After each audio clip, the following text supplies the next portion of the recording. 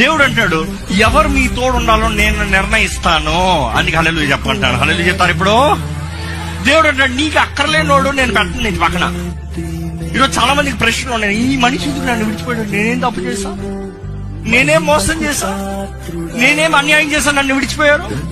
నేను మంచి కదా కోరాను.